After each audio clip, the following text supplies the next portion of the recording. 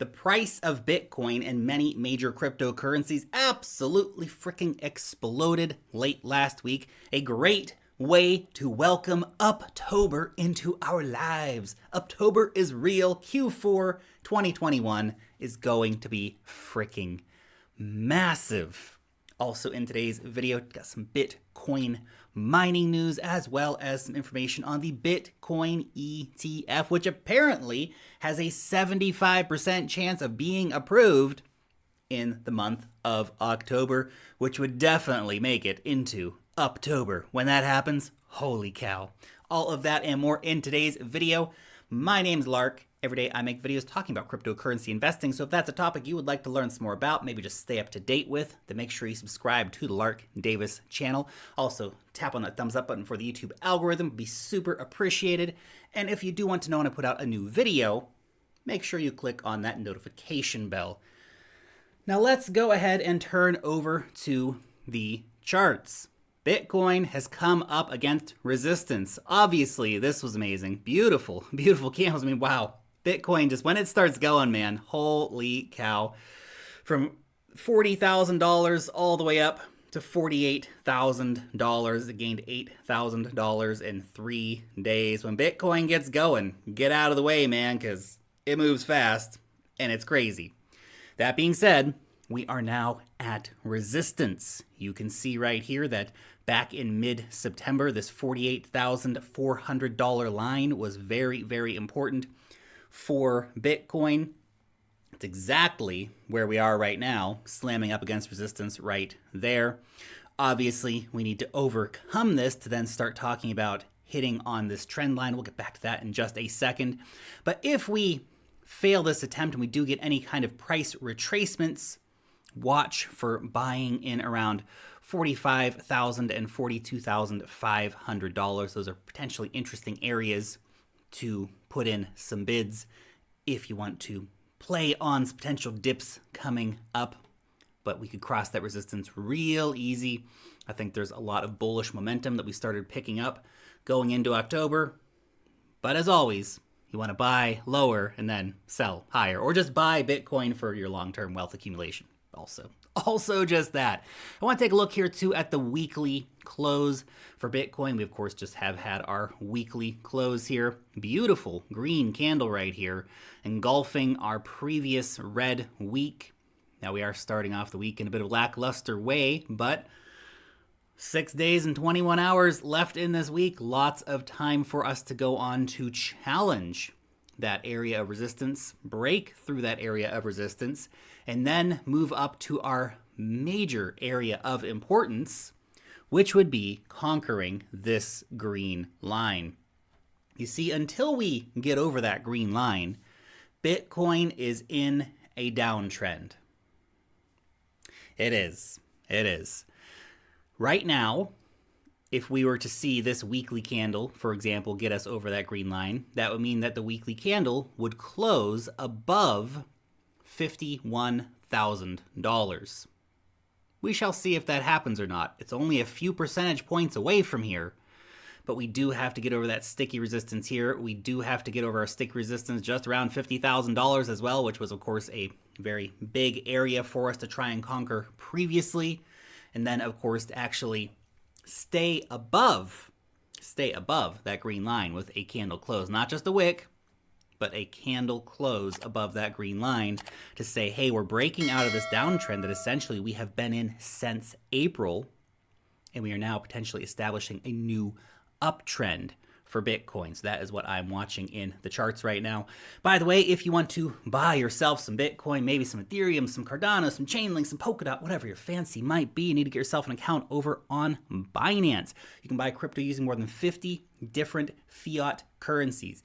Use the link down below to start your account, and you're going to get 10% off of your trading fees and up to $700 in bonuses when trading futures over on Binance.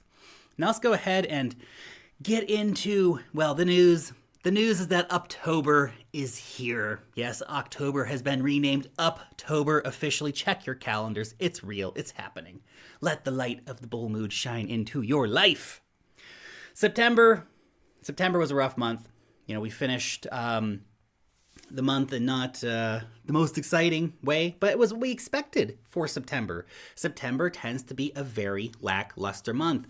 Now, was it a self-fulfilling prophecy? Everybody was talking about September is not going to be such an awesome month, so it ended up not being it because of that, or is it just this is how it works out?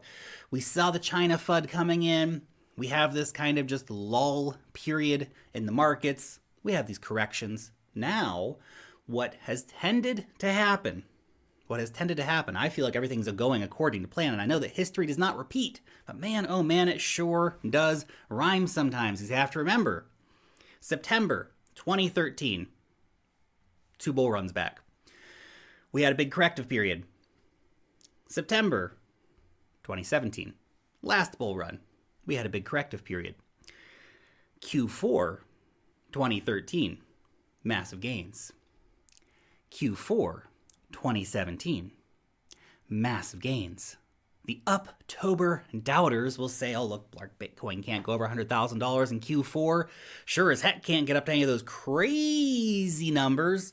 We're not going to $180,000 or $200,000 Bitcoin. That's loco, man. Here's the deal. Bitcoin rallied by over 300% in Q4 2013 and in Q4 2017. Learn your history, man. This is exactly what happened. Now, you may say, okay, Lark, but it was so much smaller back then. Bitcoin's not going to rally by over 300% again. Maybe it only does 200%, right? But a lot of the people having this kind of doubt probably think that Bitcoin can't even go over $100,000. Come on, man.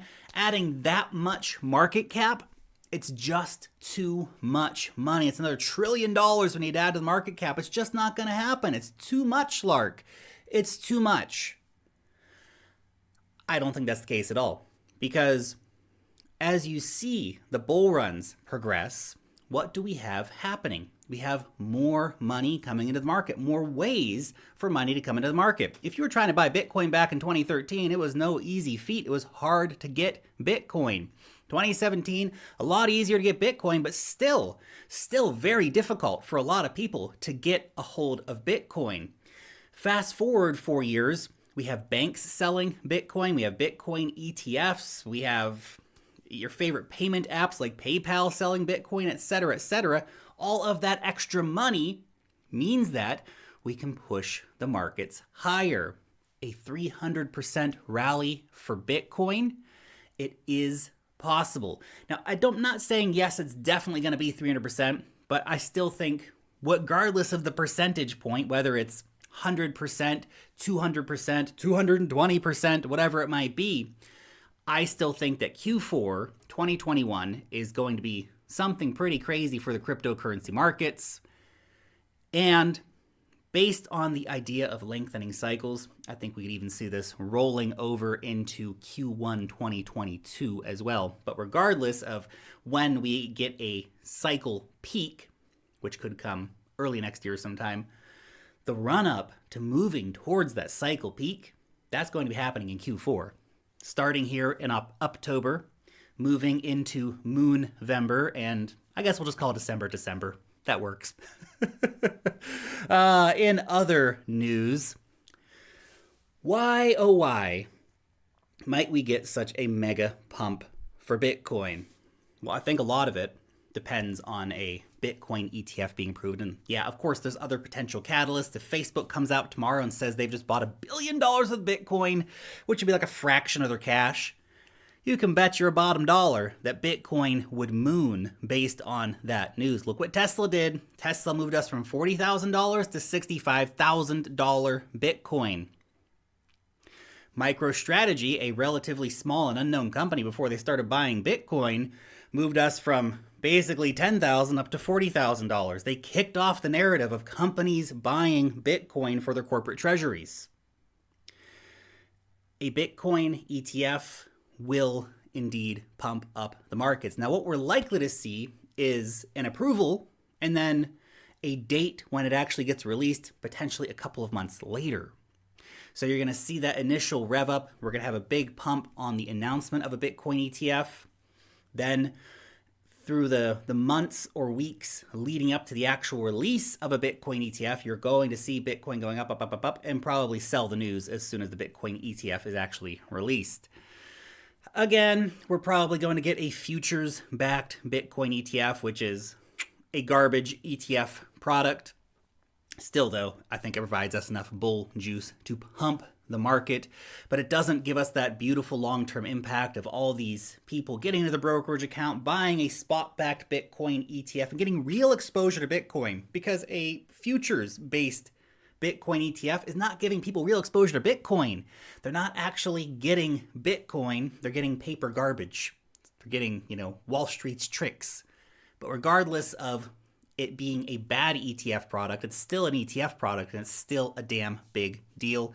Anyway, this guy from Bloomberg, he's giving it a 75% chance of approval in October. Will he be right? I guess we will find out. Certainly, the SEC has not been very favorable towards spot-backed Bitcoin ETFs. We have to give the SEC a come on, man, today, because they have postponed their decisions on Bitcoin ETF applications from Valkyrie, Cryptoin, Wisdom Tree, and Global X. You have to understand, there's no real good reason for the SEC to be delaying their decision on these Bitcoin ETFs. They're just procrastinating. They have no good reason not to approve these Bitcoin ETFs. The spot-backed ones, anyway. The only reason they're not is because they want to do the CME futures-backed ETFs because it's good for Wall Street. It's really good for the CME, who's going to make truckloads of money off of this. Not good for regular people, great for Wall Street. But I think, again, as I've been saying, that a futures-backed ETF, even though it's not the product that I want to see coming to the market, I hope that it will serve as the gateway drug to actually getting a spot Bitcoin ETF product released in the USA in the not-so-distant future. And finally for today, some light news for you. Texas is becoming, or wants to become, poised to become, a world leader in Bitcoin. Texas, in case you don't know, 9th largest economy in the world, bigger than Brazil, Canada, and Russia. It's amazing. Amazing how big Texas is economically, what an economic powerhouse that just one state in the United States is. And they like Bitcoin. They like Bitcoin. There's a push to get more and more Bitcoin mining to come to Texas. And look, I've been covering the Bitcoin mining news for a very long time on this channel. Over the past couple of years, the majority of the absolute biggest stories around Bitcoin mining have been coming out of Texas. We now have probably half a dozen mega farms in Texas. Peter Thiel's invested in one. Bitmain's invested in one. We have publicly traded companies in the USA that are investing in Bitcoin mining in Texas. They're being powered almost exclusively by renewables. I'm sure there's some that are not powered by renewables, but we have a heavy, heavy mix of renewables in Texas powering Bitcoin, solar panels, windmills. It's making Texas into a Bitcoin mining powerhouse. If this trend continues, then Texas is going to become the new China in terms of being the leader of Bitcoin. They've got the energy. They've got the political desire to have it happen within their state. They have the infrastructure being built out. They have companies moving there en masse. During this most recent China crackdown, well, okay, not the most recent one, because the most recent one happened last week. During the China crackdown in, I think it was April, what we saw was a lot of Chinese companies saying that they were moving to Texas. I remember one of the CEOs of one of the big Chinese mining companies posted over on his Twitter, like, yeah, just landed in Texas enjoying some Texas barbecue. They just move, man. They just move. And China's loss, and it's a big loss for China. You have to keep that real. They've thrown out an incredible industry from their country. They could have had all that tax revenue coming in from the Bitcoin miners. They could have had all that revenue coming in from the exchanges. They threw it all away. They want to Basically, throw away the next internet opportunity. At least the USA has come out to say, look, we don't want to ban crypto. We just want to regulate it. We'll make sure it fits within our framework. And that might mean that the crypto industry is going to have to swallow some tough pills when it comes to cryptocurrency regulation within the United States. We were going to see, being hard on developers, being hard on people trying to launch tokens, all this stuff, as it has been for a while. But here we have states innovating within the USA. We have some states that have been putting out legislation recently trying to welcome the cryptocurrency industry into their states. And here's Texas trying to become the world leader of Bitcoin mining. And it's a great fit because you can see this is average electricity retail prices. Retail, right? The miners end up cutting sweetheart deals and getting much, much cheaper power than this. But you can see Texas, right here, one of the cheapest states in the USA for electricity, which again makes it a great destination for Bitcoin miners.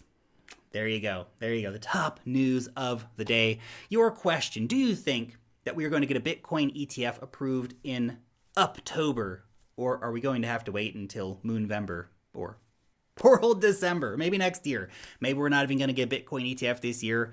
Maybe we've all just been fooled into thinking that the SEC is actually going to do their job at some point. Let me know down below in the comment section. Thank you so much for watching today's video, and peace out till next time.